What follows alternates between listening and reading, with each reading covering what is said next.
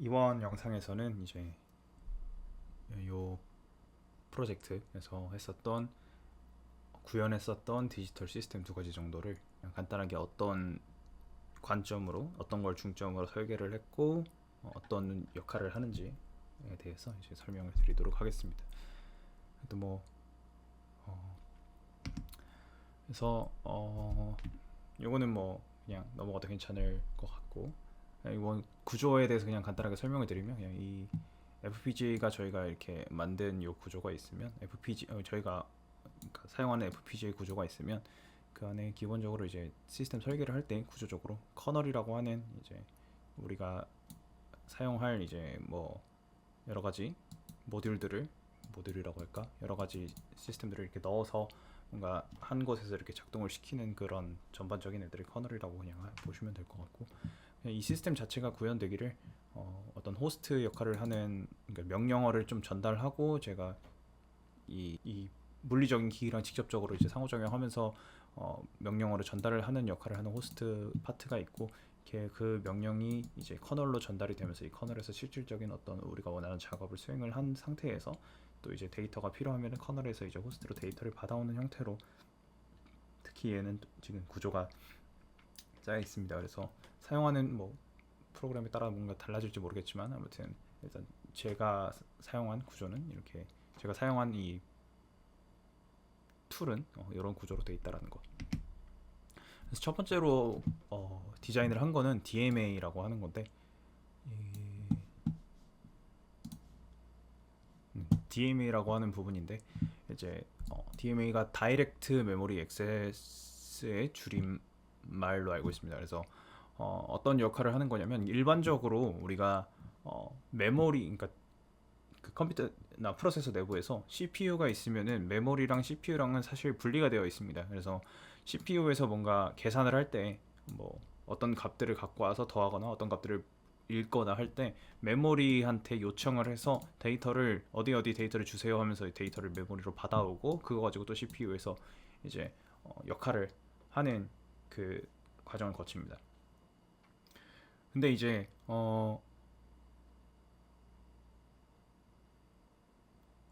이 과정이 사실 그러니까 느리기도 하고, 그러니까 사실 그래서 메모리에서 데이터를 읽거나 특히 쓰는 과정은 생각보다 되게 시간이 오래 걸리는 과정입니다. 그래서 예를 들어 내가 CPU가 이 메모리한테 뭐 몇 번에 있는 어디에 있는 무슨 데이터에다가 이거를 쓰고 싶어 이렇게 요청을 하면은 메모리는 그걸 막 쓰겠죠. 이게 메모리 저장을 하겠죠. 그러면서 저장 다 됐습니다 하고 CPU에 알려주는 동안, 그동안 CPU는 사실 멈춰 있는 상태가 돼야 돼요. 왜냐면은 CPU는 한 번에 한 개의 이론상으로 한 번에 한 개의 명령만 수행하도록 처리가 돼 있기 때문에, 얘가 어떤 명령을 수행 중이라면 그 뒤에 오는 다른 명령들은 일단 스탑을 해야 됩니다.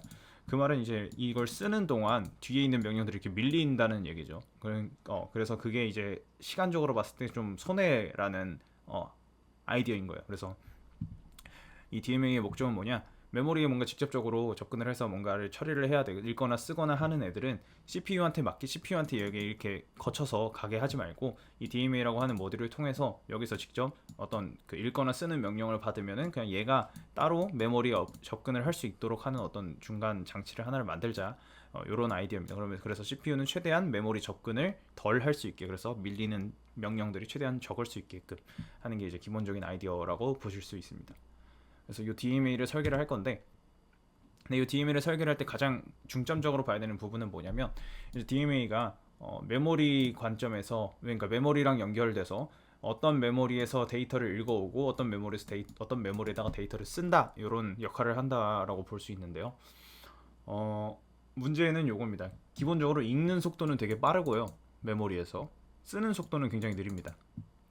그 말은 뭐냐면, 제가 메모리 2번 메모리에서 뭐 데이터 4개를 읽어온다라고 해볼게요. 얘를 생각해보면 읽고 읽는 족족 여기다가 쓴다라고 생각을 하면, 자, 내가 처음 불러왔으니까 요거 읽어 하면은 얘는 쓰기를 한참 기다리고 있어요. 그럼 그동안 얘는 사실 계속 읽어야 돼요. 왜냐면 이 한 번 명령이 시작되면 계속 수행되거나, 아니면 또 기다리는 시간이 있겠죠. 다 쓸 때까지 또 기다리거나, 그죠? 그래서 다 쓸 때까지 기다렸다가 또 메모리를 불러오고 뭐 두 가지 선택지가 있을 거예요. 그래서 한 번에 하나씩 읽고 기다렸다가 쓰고 다시 읽고 기다렸다가 다시 읽고 쓰고 기다렸다가 다시 다음 거 읽고 쓰고 기다렸다가 이런 식으로 하거나 그러면 사실 굉장히 길어지겠죠. 그러거나 아니면은 읽는 족족 써내거나 하는 두 가지 접근법이 있을 텐데 첫 번째 접근법은 여기 네. 첫 번째 접근법은 그러니까 두 가지 접근법. 자, 첫 번째 접근법은 뭐냐면 첫 번째로 읽어요. 데이터를 두 번째 메모리에서 읽고 나서 그거를 쓰는 겁니다. 쓰는 동안 새로 읽지는 않아요. 그러면 쓰는 시간이 오래 걸리니까 한 데이터를 읽고 쓰는데 요만큼의 시간이 걸리겠죠. 그러면 그 다음에 다시 다음 데이터를 읽고 다음 데이터를 쓰고 그 데이터를 쓰고 이런 식으로 그래서 시간이 되게 길어질 겁니다. 두 번째 방식은 읽는 족족 쓰는 겁니다. 그러면 얘가 쓰는 동안 다시 다음 데이터를 바로 얘는 읽고 있는 거예요. 그러니까 쓰고 읽고 데이터를 불러와서 읽고 얘를 메모리 1에다가 쓸 때 다음 데이터를 바로 이렇게 읽는 겁니다. 그리고 그 읽은 데이터를 얘가 끝나면 다시 또 쓰고 시간적으로 봤을 때 얘 읽는 족족 이제 그러면은 이제 얘 또 쓸 때쯤 해서 얘 쓰고 있을 때 또 읽고 또 다 썼으면 그 다음 거 쓰고 이런 식으로. 자, 그러면 이제 문제점은 뭐냐면 시간적인 관점으로 얘는 또 이제 여기 읽었으면은 읽는 동안 읽고 나서 요만큼 동안 또 할 게 없잖아요. 사실 그 이상적인 상황은 뭐냐면 요 남는 기간 동안 읽을 수 있으면 계속 다음 거 계속 쭉쭉 읽는 거예요. 이게 사실 제일 효율적으로 사용하는 방법이겠죠. 그럼 뒤에 또 뭐 읽고 쓰는 명령이 한 개만 있는 게 아니라 그 뒤에 또 다른 명령이 올 수 있고 다른 명령이 올 수 있고 하면 읽는 애는 계속 읽기만 하면 되고 쓰는 애는 계속 쓰기만 하면 되니까 이게 사실 이상적인 프로세저고 만약에 이게 없이 그냥 읽고 쓸 때까지 기다렸다가 읽고 쓸 때까지 기다렸다가 하면은 또 이제 쓸 때까지 기다리는 과정이 또 포함돼야 되고 이런 과정들이 또 이제 불필요하게 뭔가 뭐 플래그 같은 것도 필요할 거고 불필요한 것들이 뭔가 좀 추가적으로 생길 수 있습니다. 그래서 이상적으로 저희가 원하는 상황은 읽는 애는 계속 이렇게 읽어가면서 얘가 쓰는 동안 계속 읽어가면서 시간을 절약을 하고 그 다음에 쓰는 애는 계속 데이터를 쓰기만 하고 하면 가장 이상적인 상황일 텐데 문제는 뭐냐면 얘가 계속 읽기만 하면 예를 들어 다음 걸 써야 되는 타이밍에 얘가 써야 되는 데이터는 여기 첫 번째로 읽었던 요 데이터예요. 왜냐면 이거 쓰고 그 다음에 이걸 써야 되니까. 근데 지금 이미 읽는 중에 4개를 읽어버렸죠. 그럼 이 첫 번째 데이터는 어디로 가나? 이런 문제가 생깁니다. 얘를 어디다 저장을 해둬야지 다음 쓸 때 쓸 수 있을 텐데 그러면 이제 어떤 장치가 필요하냐면 읽는 족족 어딘가에 저장을 해두는데 순서대로 차곡차곡 쌓아서 저장을 했다가 쓸 때가 되면은 제일 먼저 들어왔던 애부터 천천히 꺼내놓는 그런 장치가 필요합니다. 그래서 그런 역할을 할 수 있는 어떤 저장 장치가 필요하고 그걸 우리가 보통 이제 FIFO 형태라고 부릅니다. 뭐 FIFO, FIFO 부르는 사람마다 다르던데. 그래서 이 FIFO라는 장치는 First in, First out의 줄임말로 알고 있는데 먼저 들어온 녀석을 먼저 내보내는 그런 어떤 입력 그 저장 장치입니다. 그래서 데이터를 읽어서 저 FIFO라고 하는 녀석에 저장을 해놓으면 먼저 읽는 애를 이렇게 쌓아놓는 겁니다. 그래서 1번 데이터, 2번 데이터, 3번 데이터 이렇게 쌓아놓으면은 1번 쓸 때는 맨 밑에 있는 것부터 1번 데이터부터 빼고 그 다음에 2번 데이터, 3번 데이터 이렇게 순서대로 빼내면은 얘가 언제 읽든 간에 상관없이 쓰는 애들은 항상 저 FIFO의 제일 위에 있는 애부터 꺼내서 쓰면 되는 거죠. 그래서 이런 장치를 하나 만들어서 요 DMA는 뭐 데이터를 옮기라는 명령을 받았을 때 2번 메모리에서 데이터를 쭉 읽어서 FIFO에 저장을 하고 쓸 때는 FIFO의 제일 위에 있는 애부터 메모리 1에 1번 메모리에 이제 쓰는 과정을 거치게 될 겁니다. 그래서 그런 구조를 만드는 게 최종적인 목표고요. 그 과정에서 이제 어떤 순서로 어떤 명령어를 처리해야 되는지에 대한 어떤 명령 처리한 부분이 있어야 될 거고 마찬가지로 아까 얘기했던 것처럼 FIFO 구현이 똑같이 이제 디지털 로직으로 구현이 돼야 될 겁니다.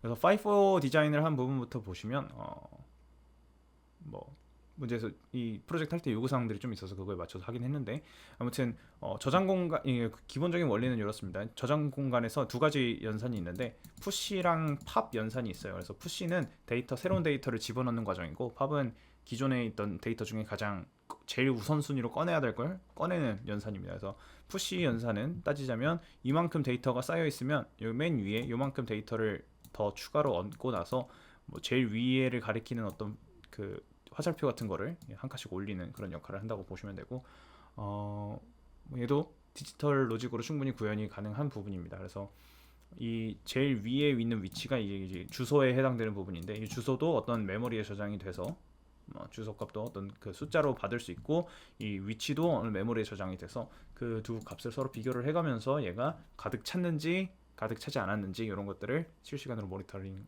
할 수 있는 그런 시스템으로 구현을 해봤습니다. 그래서 가득 차 있으면 더 데이터를 못 넣는 거니까 그걸 또 다른 명령 처리로 해줘야겠죠. 이제 아무래도 유한한 저장 공간이니까. 그래서 요런 푸시 오퍼레이션, 팝 오퍼레이션은 이제 제일 꼭대기 위치를 확인을 하고 있다가 팝 하라, 데이터를 꺼내라 하면은 거기서부터 이제 한 블락의 데이터를 빼서 밖으로 내보내주고, 이 파이폰은 한 칸씩 이렇게 줄이는 형태로 설계를 한다고 볼 수 있습니다. 그래서 이렇게 설계를 했고, 뭐 여기 그 발표 지침상 저 코드 같은 거는 구체적으로 넣지 않았는데, 전부 다 이제 기본적으로 어딘가에 요 값들을 저장을 해놓고 그 저장한 값들을 이제 입력받은 주소 위치, 입력받은 위치에서 입력받은 명령에 따라서 그 데이터들을 저장된 거에서 꺼내서 밖으로 내보내주는 그런 역할을 하는 게 이제 5 형태라고 보면 되고, 그 과정에서 어떤 위치에 어떤 데이터를 꺼내줄 거냐, 그리고 이게 찼는지 비었는지는 어떻게 처리를 할 거냐 정도를 뭐 새로운 뭐 레지스터를 추가를 하든 뭔가 방법을 통해서 개선을 했다라고, 개선이라기보다 구현을 했다라고 보면 될 것 같습니다. 그래서 이런 식으로 5 기본적인 디자인을 할 때 이런 것들에 포인트를 맞추는 거예요. 이제 뭐 당연히 데이터를 저장한 저장 공간이니까 저장 공간에 대한 구조는 어느 정도 짜져 있을 건데, 그 저장 공간에서 데이터를 어떻게 관리하고 어떻게 약속을 해서 내가 이 명령을 내렸을 때 어떤 데이터를 꺼낼지, 이런 것들에 대한 부분이라든지, 아니면은 이런 순서로 데이터를 처리해야 되는데 이때 저장할 때는 5가 나은지, 아니면 뭐 스택을 쓸지 뭐 큐를 쓸지, 이런 선택사항, 디자인적인 선택사항을 고려를 하고 그걸로 이제 구현을 한다라고 보시면 될 것 같습니다. 구현법 자체가 어려운 건 아니고 그 어떤 디자인으로 어떻게 설계를 할지에 대한 부분이니까, 그런 부분에 좀 초점을 맞춰주셨으면 좋겠습니다. 이제 5 설계는 그 5 자체는 저렇게 그 구현이 되고, 얘를 이제 사실 5 자체도 메모리이기 때문에 얘가 어떻게 동작하는지 보면은 기본적으로 뭐 알아두면 좋은 부분은 저희가 처리하는 데이터는 일반적으로 뭐 아닌 경우, 요즘은 아닌 경우도 있지만 여기서 다루는 데이터는 32비트짜리 데이터를 다룹니다. 32비트라는 건 아까 얘기했듯이 01, 01, 001 이런 애들이 쭉 해서 32개 있다라는 거예요. 그래서 이게 32개. 이런 데이터들을 다룰 건데, 일반적으로 이 데이터를 4개씩 끊어가지고, 아니 4개씩이 아니지, 8개씩 끊어가지고 1바이트라고 부릅니다. 그래서 32비트는 그러면 4바이트가 되겠죠. 그래서 한 번에 4바이트씩의 데이터를 다루는 경우가 많기 때문에 메모리는 이제 바이트가 이제 뭔가 데이터 단위로 보통 많이 사용을 하고, 그래서 뭔가 유의미한 정보를 저장하려면 일단 바이트 단위부터 보통 시작이 되는 경우가 많아서, 그래서 일반적으로 바이트 단위로 1바이트 단위로 주소가 이제 끊겨져 있는데, 그래서 첫 번째 0번 주소에는 이제 1바이트 담을 수 있고, 1번 주소에 또 1바이트, 2번 주소에 1바이트, 3번 주소에 1바이트 이렇게 담을 수가 있습니다. 그래서 메모리 구조가 이렇게 되어 있고, 보기 좋게 4개씩 끊어준 건데 실제로는 일자로 쭉 이어져 있겠죠. 아무튼 그래서 보기 좋게 이렇게 끊어져 있고, 여기서 이제 5의 데이터를 추가를 하게 되면은 보통 이제 한 번에 이 바이트 단위로, 이 4바이트 단위로 데이터를 불러옵니다. 32비트 단위로. 그래서 데이터를 저장을 하고, 여기서 이제 데이터가 차는 순간 여기 안에 이제 비어있지 않다라는 그 플래그가 켜질 거예요. 그래서 여기 데이터가 있으면 그 데이터에 따라서 요 메모리 2의 그 즉각적으로 여기 차 있는 대로 데이터를 바로바로 저장을 하고, 그와 동시에 이 다음 4개의 데이터는 여기서 이렇게 또 불러와서 저장을 하고, 또 이제 또 데이터가 저장이 되어 있으면은 요 제일 위에 있는 애부터, 방금 얘는 위에 있는 얘는 저장이 됐으니까 얘는 빠져나가는 거예요. 한번 저장을 할 때 빠져나가고, 그 다음 제일 위에 있는 데이터를 여기다 이렇게 저장하는 식으로 이런 구조로 이 DMA 시스템이 DMA 시스템 내부에서 파이프가 동작을 한다라고 보시면 되겠습니다. 그런데 이제 고려해야 되는 상황 중에 하나는 뭐냐면, 메모리가 이제 한 번에 32비트씩 불러오는 게 일반적이긴 한데, 얘가 이렇게 딱 우리가 원하는 정보가 이 4개씩 이렇게 저장이 돼 있으면 베스트겠죠. 4개씩 4개씩 4개씩. 근데 뭔가 뭐 여러 가지 상황에 의해서 데이터가 0번부터 4개가 저장이 되는 게 아니라 1번부터 이렇게 해서 4개, 1, 2, 3, 4 이렇게 4개가 저장이 돼 있을 수도 있잖아요. 근데 우리가 약속하기를 항상 4개씩 꺼내서 쓰겠다라고 약속을 했으면 여기서부터 이렇게 꺼내야 되니까 뭔가 문제가 생길 수가 있잖아요. 그래서 이런 부분들에 대한 타협이라고 해야 될까?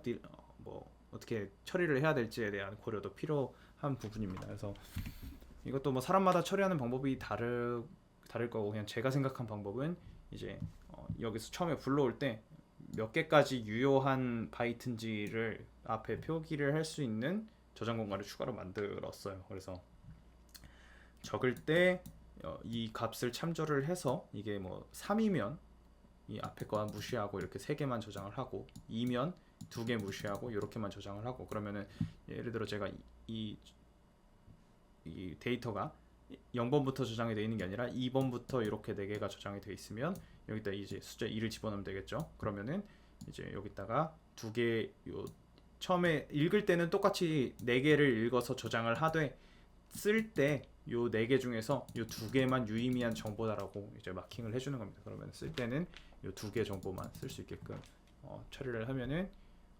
요런 비정렬된 unaligned 케이스라고 하는데, 이 비정렬된 애들도 처리를 할 수 있겠다 싶어서 이렇게 설계를 했고, 그래서 unaligned 케이스를 보면은 이제 데이터가 이제 1번부터가 유의미한 거예요. 우리가 원하는 데이터가 1번부터가 이렇게 유의미한 데이터라고 보시면 돼요. 1번부터 이제 8번까지겠죠.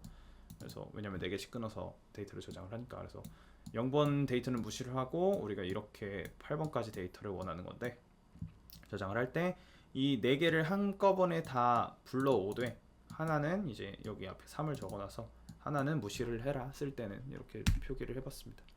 그래서 이렇게 해서 똑같이 읽고 여기는 쓰고 동시에 진행을 하고, 읽고 쓰고 이렇게 동시에 진행하고, 우리는 총 16바이트의 데이터만 원하기 때문에, 아니지 8바이트의 데이터만 원하기 때문에 이렇게 데이터를 불러오고, 마지막에 또 이렇게 4개씩 불러오고 4개씩 불러오고 하기 때문에 마지막에 또 이렇게 4개씩 불러와야 돼요. 4개씩 불러와서 이번에는 제일 앞에 것만 의미 있고 나머지 4개는 의미 없다, 3개는 의미 없다 해서 앞에 1 숫자 적어서 저장을 해두면 나중에 적을 때 이렇게 할 수 있겠다 싶어서 이렇게 설계를 했습니다. 근데 이렇게 되면 또 이제 문제점이, 이상적으로는 8바이트를 저장을 하려면 2번 사이클만 있으면 되거든요. 그래서 이렇게 근데 이런 식으로 구현을 하면은 얘 마지막 하나 처리하는데 한 사이클이 더 추가가 돼야 돼서 시간적으로 보면은 손해인 것 같아요. 뭐 그쵸. 그래서 뭐 다른 좋은 해결책이 있는지는 사실 지금은 잘 기억이 안 나요. 누군가 좋은 해결책을 제시를 하셨던 걸로 기억을 하는데, 저는 좀 이상적인 구현법은 뭔지 잘 모르겠습니다. 아무튼 뭐 디자인을 할 때 이런 것들까지도 고려를 할 필요가 있다라는 것. 그래서 이런 시스템을 구현할 때 고려 사항들에 대한 얘기였습니다. 그래서 이런 것들을 좀 조심을 해야 된다. 대충 그래서 DMA 같은 디자인을 구성할 때는 뭐를 고려를 하는지에 대한 대략적인 느낌을 좀 받으셨으면 좋겠습니다. 네, DMA는 이렇게 되고요. 네, 이어서 다음에 설계한 구조까지 또 이제 얘기를 좀 하겠습니다. 얘는 또 다른 얘기인데, 얘는 이제 파이프라인 애더트리라고 하는 계산기입니다. 계산기. 정확히 말하면 덧셈기입니다. 아니지, 덧셈기라고 하기도 그렇지, 계산기입니다. 얘는 뭐 하는 녀석이냐면, 우리가 이것도 구체적으로 깊게 얘기하기는 좀 어려운 얘기지만 아시는 분들은 아실 거예요. AI가 이 생각이라고 해야 될까, 계산하는 방식, AI가 작동하는 방식은 대부분 뭐라고 할까요? 행렬 곱에 의해서 이루어집니다. 행렬이라는 거는 이제 뭐 숫자들의 배열로 이루어진 이런 연산인데, 이런 네, 표현인데,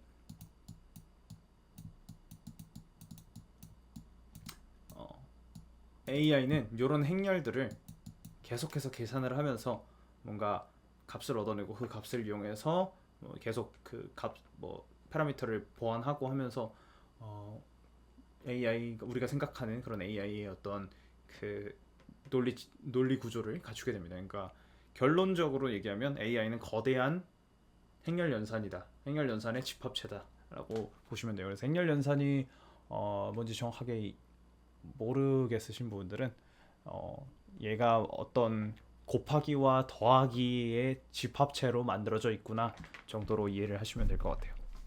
그래서 AI를 더 빠르게 계산하는 데 있어서 목표는 요 행렬 계산을 빠르게 하는 게 될 거고, 행렬 계산은 사실 쪼개고 보면 벡터 내적이라고 하는, 네, 얘도 그냥 따지자면 숫자끼리의 곱과 덧셈의 집합에 불과합니다. 그래서 예시를 들면 벡터 내적은 뭐 이것도 뭐 요즘은 교육과정에서 기하 벡터 많이 빠지긴 했는데, 뭐 벡터 1이 이렇게 생겼다라고 하고 두 번째 벡터 W가 4, 5, 6 이렇게 생겼다라고 하면, 우리가 내적이라고 하는 연산은 어떤 연산이냐면 요 각 값을 곱한 다음에 1 곱하기 4 하고 2 곱하기 5 하고 3 곱하기 6 한 다음에 요 값들을 전부 다 더하는 계산입니다. 그럼 어떤 숫자가 나오겠죠. 행렬 연산이라는 거는 결국 이렇게 벡터로 보고 벡터로 보고 벡터로 봤을 때 요 각 벡터들을 곱하고 내적하고 내적하고 내적하고 내적하고 내적하고 내적하고 내적으로 벡터 내적의 집합 연산, 벡터 내적을 여러 번 실행하는 연산이라고 볼 수 있어요. 그래서 결론적으로 뭐냐면, 결론만 정리하면 AI가 돌아가는 방식은 행렬 곱의 연속인데, 행렬 곱이라는 거는 결국 벡터 내적의 집합체다. 벡터 내적을 여러 번 수행하는 것과 같고, 벡터 내적이라는 건 결론적으로 숫자들을 곱하고 그 곱한 값들을 더하는 과정이다. 이렇게 이해를 하시면 됩니다. 그래서 다른 거 다 모르겠고 결론만 더 간단하게 알고 싶다 하시는 분들은 그냥 AI는 결국 곱하고 더하는 게 빨리 되면 빨리 될수록, 더 많은 걸 한 번에 곱하고 더하는 게 가능할수록 계산이 잘 된다. 완전 비약해서 얘기를 하면 그렇게 이해를 하시면 됩니다. 그래서 이 애더트리의 목표는 요 방금 얘기했던 많은 숫자를 곱하고 더하는 과정을 더 효율적으로 진행을 하자라는 게 핵심 아이디어입니다. 이제 파이프라인의 개념이 나오는데, 파이프라인도 이제 아키텍처 쪽에서 굉장히 자주 나오는 개념입니다. 파이프라인은 뭐냐면, 우리가 어떤 한 가지 일을 수행을 하는데 단계가 있을 거 아니에요. 단계가 있고 그 단계마다 사용하는 자원이 있을 거예요. 예를 들어 대표적으로 많이 예시로 사용되는 게 이제 빨래 과정인데, 빨래하는 과정을 생각해 보면 빨래를 세탁기에 돌리는 과정, 그리고 세탁기에 돌리고 나서 다 돌린 거를 꺼내서 이제 건조기에 돌리는 과정, 건조기를 돌려서 그거를 뭐 개는 과정, 그 갠 거를 서랍장에 넣는 과정, 이렇게 쪼갤 수가 있겠죠. 이게 어떻게 쪼개진 거냐고 생각을 해보면, 이 각 단계와 그 단계에 사용하는 자원이 서로 겹치지 않게끔 잘 쪼갤 수 있습니다. 얘를, 이 빨래라는 총 과정을. 그래서 생각해보면 빨래를 세탁기에 돌리는 과정에서는 건조기나 아니면은 뭐 서랍이나 뭐 이런 것들이 사용이 안 되겠죠. 마찬가지로 건조기에 돌리는 동안은 빨래 드럼 세탁기가 사용이 안 될 거고, 뭐 건조 저 개는 과정하고 넣는 거, 뭐 집어넣는 과정하고는 아무 상관이 없겠죠. 뭐 사람은 충분히 준비돼 있다라고 쳤을 때, 그러면 이렇게 각 그 하나의 일을 네 가지 과정으로 쪼개면 어떤 게 가능해지냐면 빨래를 돌리고 기존에 일반적으로 사용하는 방식은 빨래를 돌리고 다음 빨래를 해야 되면은 빨래 돌리고 건조기 돌리고 갯다가 넣는 뭐야 서랍장에 넣는 과정을 다 거친 다음에 다시 빨래로 돌아옵니다. 일반적으로는 평소에 사용하는 다른 어떤 시스템들은 아니지. 그러니까 이런 과정이 가장 그 쉽게 접근할 수 있는 접근법이에요. 그래서 빨래를 쫙 다 하고 그다음 다음 빨래가 있으면 또 다시 돌아와서 다시 빨래를 시작하고. 그런데 이제 파이프라인 접근법은 뭐냐면 얘네가 자원도 분리가 잘 돼 있고 역할도 분리가 잘 돼 있으니까 세탁기를 돌려서 첫 번째 빨래가 다 돌아서 건조기로 들어가면 어, 두 번째 빨래를 바로 이 빨래통에 넣는 겁니다. 세탁기. 그러면은 얘가 건조기 돌아가는 동안 두 번째 빨래는 이미 빨래통에 돌아가고 있겠죠. 그 상태에서 건조기가 다 돌아가면은 이제 개는 사람한테 넘기고 첫 번째 그러면 빨래가 다 돌았으면은 건조기에 넣고 세 번째 빨래를 또 집어넣고 이런 식으로 이 과정을 한 번에 이 네 가지를 다 진행하자는 겁니다. 이렇게 되면 장점이 뭐냐면 예를 들어서 원래 빨래가 3시간 걸리고 건조가 4시간 걸리고 뭐 개는데 뭐 1시간 걸린다라고 치면 빨래를 한 번에 다 수행하는데 걸리는 시간이 몇 시간이지? 9시간이에요. 그죠? 근데 그러면 빨래가 3개 있다. 그러면 그냥 그 무지성 접근법 그냥 하나씩 다 하자 일일이 하자 하면 무지성 접근법으로 하면 4개 다 수행하고 그 다음 빨래 돌리고 4개 다 수행하고 그 다음 빨래 돌리고 하니까 총 27시간이 걸려야 돼요. 빨래가 3개라면 빨래 세트가 3개라면.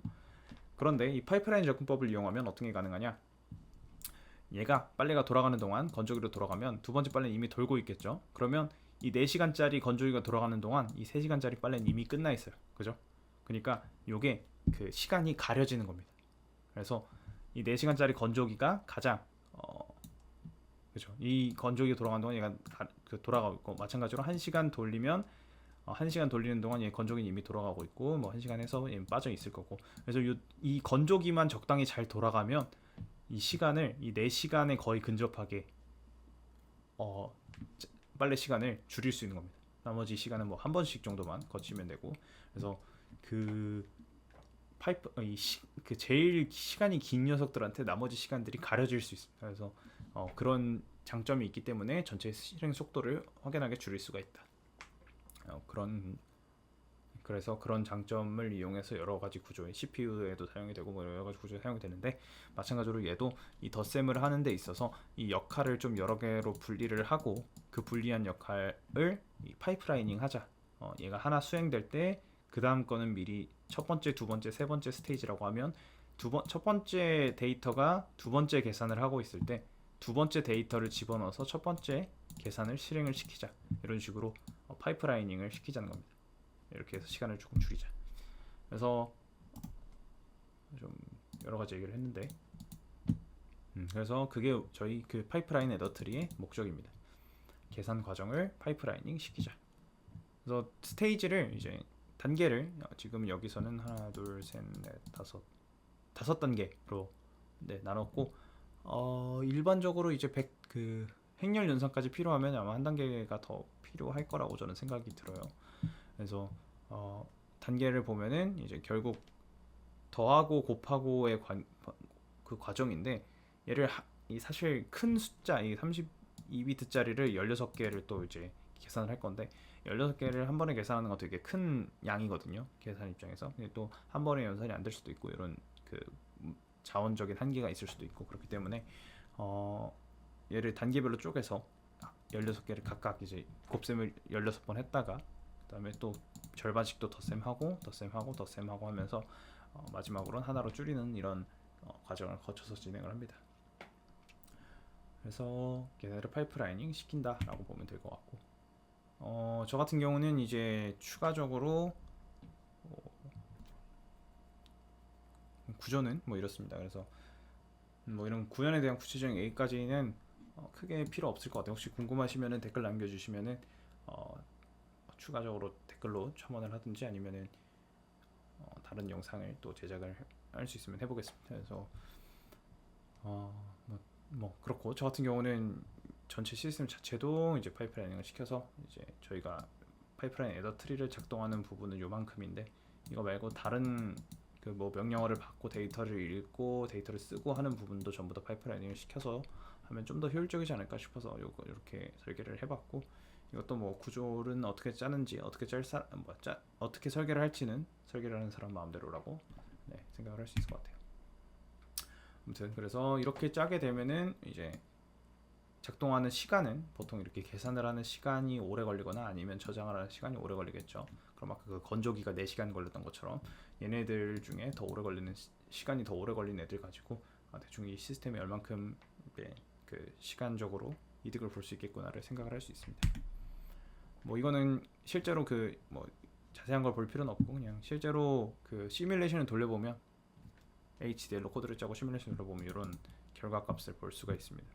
그래서 뭐 지금 보면은 하나의 계산을 수행하는데 요만큼의 시간이 걸린다고 보면 되고, 이제 시간, 그래서 뭐 여러 가지 신호들이 왔다 갔다 하면서 신호가 이제 꺼졌다 켜졌다 하면서 뭔가가 명령이 수행이 되고, 그 수행 과정에서 데이터들이 이렇게 막 데이터가 전달이 되면서 계산이 쫙쫙쫙 스테이지별로 되면서 결과값이 마지막에 이렇게 나온다, 저장이 된다라고 볼 수 있을 것 같습니다.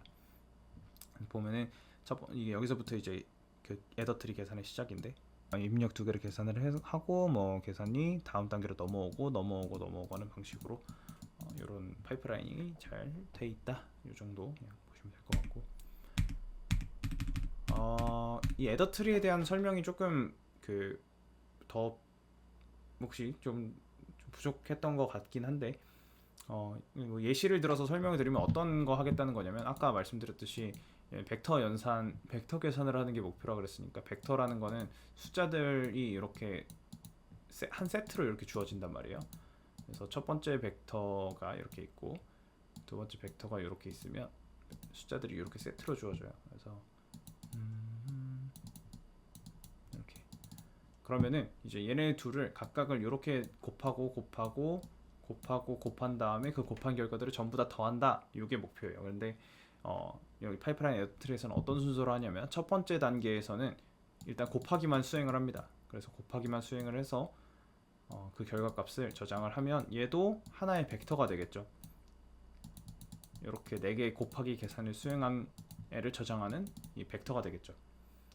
이렇게 곱한 벡터를 하나를 만든 다음에 둘씩 더하는 겁니다. 결국에 4개를 다 더해야 되는데, 이제 보통 덧셈은 이 시스템에서 덧셈은 보통 2개씩 수행하는 게 일반적이거든요. 그래서 둘씩만 더해서 그 결과값을 또 저장을 한 벡터를 하나 만들고, 이렇게 저장하면 10이고 이렇게 저장해서 10이겠네요. 그래서 이런 벡터가 또 하나 나오고, 그럼 또 벡터를 또 저장을 해서 이렇게 결과값이 나오게 되는 겁니다. 지금은 이제 벡터 개수가, 원소 개수가 4개라서 스테이지가 하나, 둘, 3개의 스테이지만 있으면은 계산이 되는데, 16개의 벡터를 가진 경우에는 절반씩 줄어들기 때문에 16개 갖고, 원소 16개 갖고 절반씩 더해서 8개, 4개, 2개, 마지막 결과까지 이렇게 더해지는 과정이라고 보시면 되겠습니다. 그래서 그 과정을 이제 스테이지를 잘 나눠서 파이프라이닝을 했다, 그 정도로 이해를 하시면 될 것 같고, 그래서 뭐 이런 식으로 설계가 됐는데, 사실 파이프라인 구조가 이상적으로 잘 돌아가면은 되게 좋긴 한데, 얘 가장 큰 문제점은 뭐냐면, 빨래시랑 다르게 얘가 사실, 그러니까 결론이 뭐냐면, 얘를 어떤 계산을 수행을 하는데, 예를 들어 1 더하기 1을 수행을 하는데 1 더하기 1을 수행을 해서 a라는 변수에다가 저 결과값 2를 집어넣으라가 어떤 명령이 될 거예요. 근데 문제는 뭐냐면, 이 다음 명령이 1 더하기 1이 아니라 a 더하기 1을 수행하라는 명령이 두 번째 명령으로 들어오면은, 사실 1 더하기 1이라는 계산이 들어왔다가 뭐 계산 중에 있는데 그 다음 명령이 바로 들어와 버릴 수가 있어요. 그러면은 아직 나는 이 a의 결과를 모르잖아요. 그래서 첫 번째 명령이 뭐 a는 1 더하기 1 이렇게 하고, 두 번째 명령이 뭐 b는 a 더하기 1 이렇게 들어올 수 있어요. 그래서 첫 번째 명령은 그냥 1 더하기 1을 계산해서 a에다가 이렇게 저장을 하면 되는데, 문제는 두 번째 명령을 실행을 할 때 우리는 여기 a에 2가 있을 거라고 기대를 하고 있어요. 왜냐면 첫 번째 명령에서 이미 a의 값을 저장을 했으니까. 근데 이제 시스템적으로 처리를 할 때는 이 일을 계산을 하는 도중에 이 두 번째 명령을 수행을 해야 되는 거잖아요. 그러면은 아직 얘가 저장이 되기도 전에 얘가 수행이 되는 경우가 있을 수도 있어요. 이거를 이제 데이터 하자드 라고 보통 부르는데, 그래서 이런 케이스에 대해서는 따로 처리를 뭔가 다른 방법을 도입을 하든지 아니면은 명령을 잠깐 멈추든지 하는 처리가 필요합니다. 그래서 이런 것들을 탐지하는 방법하고 처리하는 방법들에는 여러 가지 방법들이 있을 수 있는데, 제가 그냥 사용하는 방식은 이제 뒷부분에서 뭔가 이런 문제점들, 명령들에서 이런 문제점이 발견되면은 그냥 명령을 잠깐 멈췄다가 이 1번 명령이 다 수행됐을 때 그 다음 2번 명령이 수행되는 거를, 그러니까 그 기본 베이스로 해서 구현을 했습니다. 이것도 뭐 처리하는 방법이 여러 가지 있을 수 있겠죠. 이렇게 처리하면은 얼만큼 효율이 있냐 이런 것도 다 따져가면서, 그래서 이 하자들을 보통 그 디텍션 하는 방법은 주소를 보고 보통 판단을 합니다. 그래서 제가 그냥 여기서는 그냥 프로젝트고 효율을 그렇게 크게 따지지 않는 프로젝트이기 때문에 그냥 1번 명령에서 뭔가 주소에다가 데이터를 저장을 하는데, 2번 명령어에서 여기서 내가 저장하려는 주소를 똑같이 뭔가 읽으려고 하고 있다. 그러면은 일단 스토어를 발생시켜. 이런 식으로 그냥 하자들을 디텍션 했고 탐지를 했고, 과정에서 보면 여기서 지금 하자드가 발생을 해서 스토어 되면서 이제 그 다음 명령이 들어오지 않는 형태라고 보면 됩니다. 여기도 다음 명령이 지금 계속 들어오지 않고, 지금 이 명령이 다 처리되면 그 다음 명령이 이제 들어오고 하는 형태로 보면 돼요. 명령이 다 처리되면 그 다음 명령이 이렇게 들어오고, 그래서 이런 식으로 파이프라인이 마냥 장점만 있는 건 아니고 이렇게 처리해야 될 문제점들이 좀 있다. 이 정도 보시면 될 것 같습니다. 네, 그래서 여기까지가 이제 디지털 시스템들에 대한 얘기였고, 마지막 영상에서는 이제 좀 더 구체적인 AI 가속기를 어떻게 설계를 하는지에 대한 얘기까지 해서 마무리 짓도록 하겠습니다.